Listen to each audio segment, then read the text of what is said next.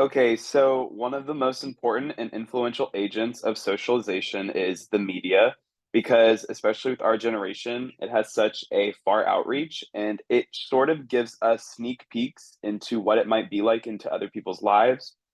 So I just want to talk to you about some specific pieces of media that have influenced us as we've grown up and how we interact with others. So I wanted to ask you to start off with what piece of mass media, and it can be anything, has had the biggest influence on your perception of race in America? Yeah, that's a wonderful question, Paul. And one of the one piece that I have to pick, surprisingly, that has had a big impact on my perception of race would be South Park. Yeah, I think South Park definitely, I mean, we watch it to like laugh and stuff, but South Park definitely has some problematic racial stereotypes in it. So that Yes. kind of leads me into my next question. How has this piece or South Park affected your identity, specifically how you think and act?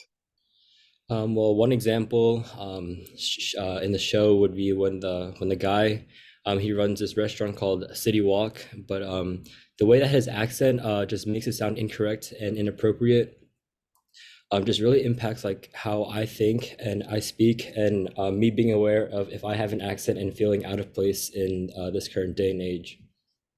Yeah, no, like I really agree. Like as an Asian American, like I've had relatives that have broken English, but I also have like relatives that speak perfectly normal English.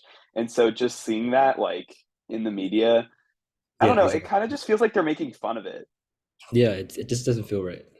Yeah, and also just like the stereotype that all Asians are like smart and that we have to look and talk a certain way. I don't know. I just think that's really hurtful.